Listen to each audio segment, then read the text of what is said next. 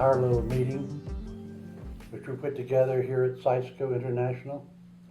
And the purpose for our getting together was that we've been in business since roughly 1995, developing some incredible electric tankless water heaters that have received international acclaim, that have been used in high-level government programs like the Partnership for Advancing Houses and Technology. But in 2010, we decided we wanted to do something that was really different. And so we guys got up together like a bunch of kids with real fervor and decided to develop something that we could all use. And we are today enjoying, discussing the merits of what we have got, and we're trying to put this down to memorialize for our family, our own friends, and you, what we are up to, okay? I'm going to introduce you to Ron Kramer, who is our COO, and Ron is going to kind of give you his talking points.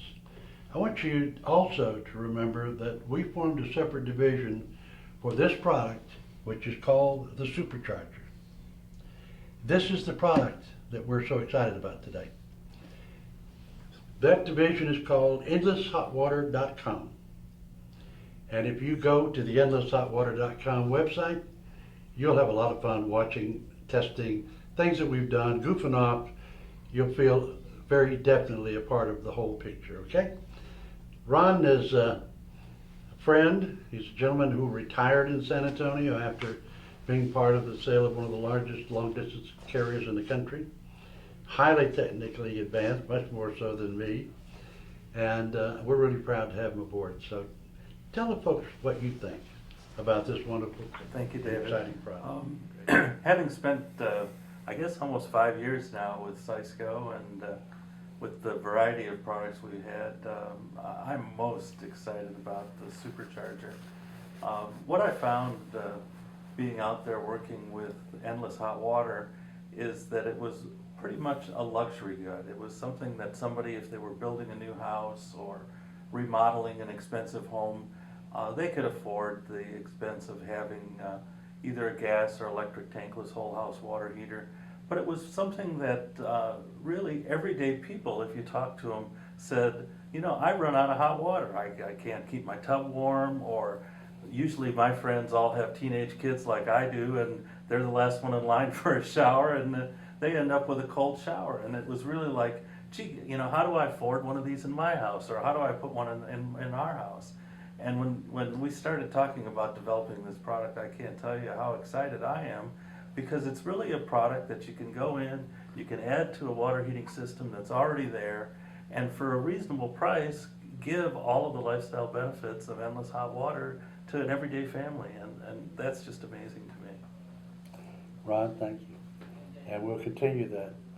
And perhaps we should tell you at this point that this is the Supercharger again, and it attaches vertically or horizontally next to your water heater. And the way it works is real simple. The hot water from the water heater comes in it, and the water from the Supercharger comes to the house. This doesn't do a thing, not one thing, until the water temperature drops below a preset limit, say 115 degrees. And at that point, this little device will meter precisely the power it takes to raise that temperature, maybe 1 degree. And when your water coming out of that tank is 90, 95 degrees, the time it gets to you at the shower, you're cool. So you're losing the benefits, all that hot water, because it's just not hot enough. But when it goes to the Cisco and it's raised, you can get as much as 4 or 5 gallons of hot water a minute until it gets down to the point to where your water temperature is in the 55s or 60 degree temperature range, and you're still getting more than enough hot water to take care of a full shower. We calculate based on some very expensive rates that when you need to turn this product on, or when it needs to come on to let you finish a shower for 4, 5, 15, or even 15 minutes, the electric cost for that, because this is not going to be running at full power, will cost you roughly 10 to 12 cents. Now, I can tell you, when I get up in the morning, If I don't have hot water, it's worth a lot more to me than 10 or 12 cents. And it's easily calculable, okay? So that's the incredible product that we're talking about. We're still finalizing the development of the product. We're still working with the agencies, but we've proven that the system works. We've proven it in the prototypes, we've proven it in the field, we've proven it in the testing, and we're just in the final throes of finishing the product line. So I'm very, very proud of what these gentlemen have done to get there. Thomas Harmon is the chair for computer engineering, one of my friends since 1999. Is that about right? That's about right, yes. We get out there and look for Tom Harmon and Dr. Lewis Everett, but we found him. He was over in a little town called Clear Lake City, and he was a professor at a major Houston University. He's also the author of the guide, the textbook, the Guide to the National Electric Code. And this year he completed the 11th edition to the Guide to the National Electric Code. So here's a man that's had all the experience in the world in robotics and controls and teaching and the whole 9 yards, part of our team for, well, a large number of years. And I can't tell you how proud we are of him. Okay, thank you, David, for that nice introduction. We have several other specialists here who'll delve a little bit into the more technical areas. I helped develop the control system, and it's fascinating. That work was fascinating, but my wife and I were having a discussion the other night about human comfort. And we looked at some of the developments, historical developments for comfort. And first there was fire. And that changed the way people warmed themselves. Then, of course, there's the wheel, changed the way people moved around, transported goods. And then the light bulb. It turned night into day, an amazing invention. The shower, washing hands, heating water didn't advance very far. Unless you were near a hot springs, the early water heaters were difficult. They ran out of water and so forth. And then along came the Cisco, various models of the Cisco, and finally the Supercharger, that has given us the capability to have endless hot water, augmenting a tank heater if necessary. And we decided that that's one of the good advances to human comfort, that you can take a shower as long as you want, use as much water as you want in the house with the appropriate system, and that's quite an advance. So I'm looking at it a little bit philosophically. I will leave it to my colleagues to talk about some of the aspects of the water heater as affects society, I believe. Okay. Thank you. Well, Tom has worked with us in the development of the process and been a co-inventor of 6 different patents Right. related to this technology. And our first products were the whole house types of units. I mean, they were brought on board in 1997, tested by the TVA. They were demonstrated in the DuPont magazine, in the Miracles of Science edition, and more and more and more. But those products oftentimes represented a problem to people who didn't have enough electrical service or simply couldn't afford that $1,500 back then, which is now closer to $2,500 now. So we've been jumping up and down because we got a product here for less than $400 that can take care of all the same needs. And Jim Dabney, Dr. Dabney, student of Tom Harmon years ago, but he's made a lot of advances since then. I think he's been teaching Tom a few things. Yes, he has indeed. Jim is an adjunct professor at Rice. He's been involved in all kinds of NASA projects, including the Space Shuttle Trajectory Code. And wow, what a super guy, wonderful man. And by the way, I'm a pilot, and so is he. He's going to be my guy that has to give me my biannual. So I got to be real nice to that guy. So Jim, how do you feel about all this? Well, there's everything that we've heard is true, but one of the things that means a lot to me about this product is, as a person who takes showers, it's very annoying to me to have the shower constantly changing temperature. And with the Cisco, particularly in the Supercharger arrangement, once you get your shower set, the Cisco being downstream of the hot water tank keeps your temperature of the water very constant, and so you're not constantly fiddling with the hot water to get it just right. And even worse, you're not having to do the hot water dance when the shower gets real hot and then gets real cold. And if you've had some experience with some earlier generation tankless water heaters, particularly the gas, you'll know that they have a hard time regulating the temperature of the water, which causes it to go up and down fairly rapidly, making it pretty annoying to use. This product has the nice feature, because of the sophisticated control system, that it really does keep the water at a nice, comfortable, constant temperature for as long as you want to stay in the shower. And we might point out for Jim Dabney, he's a user. He has them in his house.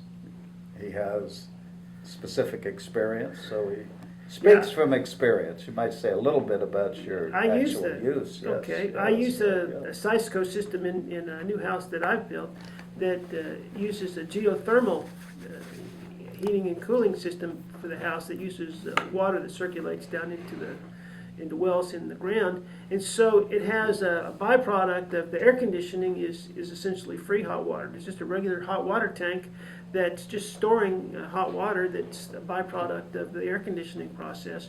So most of the time I don't need any kind of a hot water heater.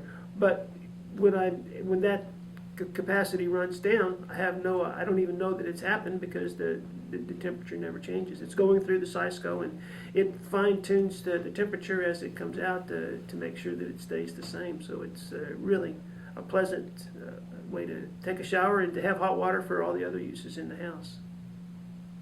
Fantastic. Well, yours is your application speaks to the technology, because as we continue to develop better ways of conserving energy, and God, we need to, these products will be much more important. And we don't want to build products that have very high demands, electrical demands, and we don't need to for those kinds of applications, okay? So, you're right. Well, next we have Dr. Louis Everett, straight from El Paso or Las Vegas? Most directly El Paso. Yeah, okay. Dr. Everett is world famous. He was Dean of Engineering at one of the major universities of Texas in El Paso, is that right? Well, department chair. Yeah, department chair. Department chair, which is a pretty important role for he, I guess, and Tom. He spent most of his time raising money so that he didn't have to teach. They took him a couple of years ago, and he bought into the program. They paid money, the government, to ship him over to the NASA Jet Propulsion Laboratories. Well, he didn't have to teach that year, but he had to figure out how to keep the rover out of trouble. Can the rover use a Cisco? You know, the rover doesn't do a whole lot of hot water, and up on Mars they haven't quite found enough water to. I thought they worry found some about ice heating water right up there, now. yeah. So it's probably not appropriate for the rover. But if they do. But if they do, yeah, sure thing. What about Have one up what there about for one of these space vehicles? How do they heat out water? You know, I don't know, but I'm not sure how they keep it on your body. I'd be shocked to think that they do that. I'm sure that they have other forms of keeping clean and hygienic, but that's not my area, so I really can't tell you. But I haven't smelled them when they come down. You know, it's a good question. So I'm not sure I want to. Louis has been very, very involved since he was at the A&M University. People that can't afford the gas to get over to Texas University, they stop over there at A&M, and you know, sometimes they're students, sometimes they're teachers, but he's been teaching like Dr. Harmon all over the world, both of them. Jim, have you taught internationally yet? No, I haven't taught him before. Well, you're probably smart. But anyway, Lewis has been very, very involved in the development of the control system, as has both Tom and Jim, but sort of on a day-to-day basis with us. And we couldn't do it without him. What's your feelings about, I can remember you saying to me, David, that's not going to work. It's just impossible. Well, let's talk about impossibility, right? I mean, depending on when you talk to somebody, they'd say, well, man, we'll never fly. And obviously we've done that, so. But I gotta and take I know it out, people have yeah. said, well, yeah, people have said, well, there'll never be cell phones or, cordless phones. Well, we've got that too, so. I'll add an aside because I gave a lecture on the history of technology, and this is true. One of the Wright brothers said in like 1902 that commercial flight will not be a reality for 50 years. And he actually made a statement a few years later, this is the biggest mistake I ever made in my life. So, so the naysayers, we have to discount them a bit. But that's a true story. Well, the other thing is, you have to, you can be overly enthusiastic about something and say, well, this is going to work, this is going to work, this is going to work, and you can go wrong that way as well. So of course, you I've didn't always go been wrong. a skeptic. You used to give me, you used to rib me an awful lot, but and that's part of our relationships. We enjoy ourselves tremendously. I get to laugh about it, but give us your thoughts on the product. Well, There's three things that I think are really critically important, that I think are worth mentioning. And one is that, we're entering a time, if Tom can philosophize, so can I guess. We're entering a time where, energy is not as cheap, and it's going to get worse until we get it resolved, all right? And, unlike some of my other, well, maybe this is like my other prediction, but, we'll get that resolved. We'll get our energy problems resolved. There's some really good minds thinking about that. But in the meantime, I mean, we do have to worry about efficiencies and being green, okay? And the idea of keeping a massive amount of water in a house just in case you need it is a little bit ridiculous, because you're constantly heating it and letting it cool down and heating it up some more, and it's very wasteful. That we really need to stop that. When we waste things like that, that's it's not good. The other thing is, and Jim, I think, talked about this also, about the steadiness of the temperature. When you have these fluctuations, you're not using the water, right? You're doing the shower dance, or and you're not effectively using this, and that whole time you've got warm water. If it's not the temperature you want, it's been heated, and you're dumping it down the drain. So you're not only wasting the energy, but you're also wasting the water. And both of those resources are not endless, like the Cisco, right? They're not endless, and we will be paying a price, a much heavier price for these things. And so I think this is a product for the future. Well, you're right, Louis, because my water bill in San Antonio is bigger than my electric bill. Yeah, And I'm right, serious. right. Water is going to be the critical thing. And all of us here, we know that when that tank gets down to that 90 degrees, wait a minute, we can't use it. We got to go. We got out of it. Right. So what does it do? Is it go up there and because of the hysteresis, it will overheat that tank full of water. Right. And come back down. Whereas if we had used that water right there and let that temperature go down, but still get all the use that we had to, let that tank recover. When it recovered, because of the efficiencies of an electric storage tank water heater today, you could turn it off. Right. Until you got the next use. And while the tank might not be able to sense that there is flow, might not, this can. And it can tell you within a second, okay? Now, you may not have 130-degree water in the tanks, but you'll probably have something very close to that because of the insulation that's there. Right. So there's no reason for that water heater to be cycling all day long, all day long. You've got the guarantee here that as long as you've got reasonably warm water there, you'll have all the showers you want. Right, right. And you won't have the demand on the system, the electrical system, during the daytime Right. that you presently have. Right. So Well, it's a lot yeah, of- I mean, now, we're talking about endless water, and that's great. That's a wonderful luxury. I agree, man. I love it. Okay, especially when you're filling a hot tub. Okay, but really, it's going to be much more important than just simple luxury, right? This is going to become a necessity. You cannot waste water. Absolutely. And so right now, we talk about, hey, man, oh yes, man, I love living this life. But I want to live this life, but I also want to have a world to pass on to my grandkids, right? And so it's absolutely critical that you gotta cut out this waste stuff. Yeah. The second thing I like about this is the fact that it is electric.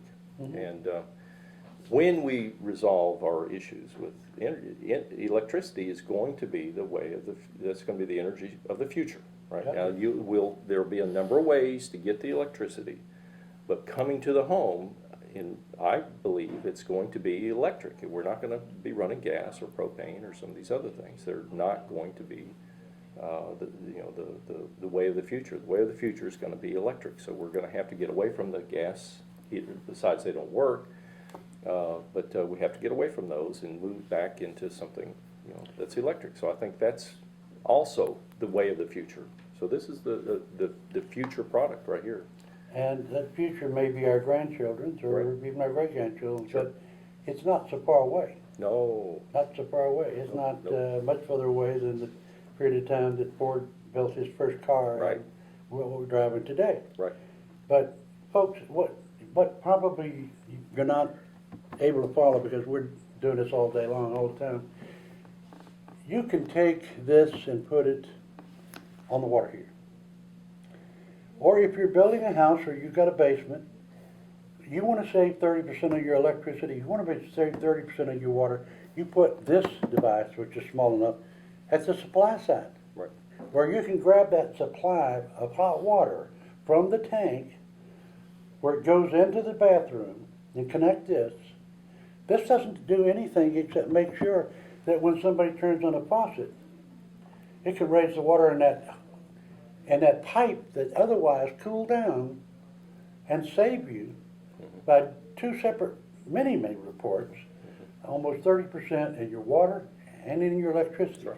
So you have the opportunities to use this type of product, which has such a precise control for working with water that's already hot or water that's cold.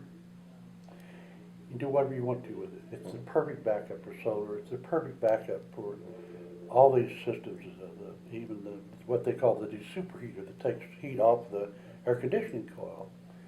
And as Ron pointed out, for less than $400, this is a system that every family in this country that can buy or afford a color TV can put in their home. Yep. It'll become a necessity before long. Yeah. It will. And the other thing that I'd like to say about this is the fact that this is not something that you just throw together in your backyard. I mean, this is not something that, oh yeah, that's trivial. I mean, this is a It sophisticated. needs rocket scientists to design and develop. You got them. I'm just saying. Like a room full of PhDs, maybe? I don't know if we want to go quite that far, but It, Well, I don't it may know. not need it. there's a lot of technology. There's yes, a lot of technology. This is not something that, I when I still, talk to I still people- don't know how it turns on, Lewis. No moving parts, Right, no right, flow right, sensor. Right. How does it turn on? That's Magic. incredible. It's magic. It's Yeah. magic. That's all you're going to tell me. Yeah, we've got Trust this. you. Yeah, that's right. Okay. Yeah, it We reads could the ether. Check We the could tell pattern. you, but then we'd have to shoot. Well, folks, what they're talking about is quite interesting because most tankless water heaters, almost every one of them, I guess every one of them that I know, have a mechanical device that when there's flow, it trips something and causes the heater to come on. And no matter what the temperature of the water is, if it comes out of a solar panel at 160, or it comes out of something else at 140 or 50, it adds heat. It doesn't care. For a while, it's going to add heat, and that can get very, very dangerous. The Sysco has never used a flow switch. It's never used a mechanical device. It has used temperature references that are as small as 1/4 of 1 degree. Previously, in our previous patent, the ones that we've all been involved in, it required a certain amount of heat, which is about the equivalent of a 15-watt light bulb. Today, it requires no heat. It knows there's flow in 2 seconds. It knows it's off in about the same second and a half, 2 seconds. It's got all kinds of scald protections and everything else that we're looking for in homes today. So, there's not enough I can say. We'll sit here and talk about it all day long. Have I missed anything, guys? Well, I'm just fascinated because it's been explained to me it's less energy than a cell phone charger plugged in the wall with no cell phone connected to it when it's in standby, Right. waiting to decide if it needs to add heat. Right. So the energy is negligible Right. while it's just waiting there. And Yeah. that's amazing compared yeah. to the earlier technology. Right. Amazing compared to any of the technology. When you're trying to do something here that's gonna save energy, that's Yeah. gonna save water. I mean, I've told you the story about my wife with our previous home, which was a modern home. She'd go in, gas tank water heater, she'd turn the shower on, she'd walk away, she'd go to the kitchen, she'd make coffee, she'd get the newspaper from the front door, then she'd come into the bathroom, stick her hand in and go, oh, it's just about right. Our new house, we've got Sysco technology, she turns it on, she counts to 5, she jumps in the shower. I can't tell you the gallons of what, you should Right. see my water bill. Right. I mean, Absolutely. you know. You can afford a pool now. I right? can, Yeah. I wish, but we'll come over to your pool. Jim, how long does it take you to get hot water in your shower right now? Oh, in my shower, it takes about 10 to 15 seconds. And that's partly because I'm using the manifold plumbing system, that kind of a good thing to use with that, because I'm use smaller pipes without any joints in them. And once again, you turn it on, and I know the position to put that shower knob. It doesn't matter what, I've got a well system, and so I've got water coming out of the ground that's Right. feeding into that tank that's very cold. And so also my cold water is changing temperature, but I set the shower knob, get in, and every day it's the same place, and this makes a much more pleasant experience. He didn't have to spend $1,500 for a thermostatic valve, right? Right. Okay. It just works great. It's easy to install. I'm an electrical engineer, but I've been with plumbers who've installed it. It's fairly easy to install. It's not a problem. The electrical wiring is simple, so it's an ideal product. It's one breaker, right? Right. One circuit. It's not one amp. difficult. It's not Yeah, the difficult at all. Supercharger, one circuit, right. Yeah, it's incredibly easy. In fact, if y'all will just look at the website, you'll see how to install it. You'll see all the performance videos that show how it really works with Tom moderating it. And it'll show you the incredible 30-year advanced or accelerated testing that we did on 2 separate occasions right now that simulated 30 years worth of actual use with 4 separate water heaters in each test. But More like 30 years of abuse. oh yeah, 30 years of whopping the what out of it. Well, now, if you mentioned my introduction to the water heater, I have to tell you. Did you want to say anything to the members of the academy? We have. We installed one in Marlon Brando's house on Mulholland Lane, outside of Los Angeles. He was interested in building a resort in Tahiti, and he wanted the most energy efficient products, desalinization and so on. And we installed, David and I, and put the Sysco water heater in Marlon Brando's house. It was quite an experience. So maybe that's where I got my acting. No, it's At least your modesty. well, it's interesting. After he was an amazing guy, and of course before that I read a big, biography about him, and I watched The Godfather and On the Waterfront and so on. So Maybe I picked up a few tips, I don't know. I wouldn't push that too far, though. That was one of our more. That was an experience. Meeting challenging- Marlon Brando was an experience no one would ever forget. He was an amazing character, yeah. Yeah, that's it. But he also had a Cisco. I don't know what happened. I think Jack Nicholson lived next door and actually bought his property. Did They he? had a shared property. The gate was shared between Nicholson and Marlon. I think he bought Marlon's house. So whatever. Now he's getting into the real fun stuff, completely deviating. Thank you, folks. Thank you Okay. very much for Enjoy. sharing with us today. Our fun, our pleasure, and the joy of being able to play with a Tonka toy that really is fantastic.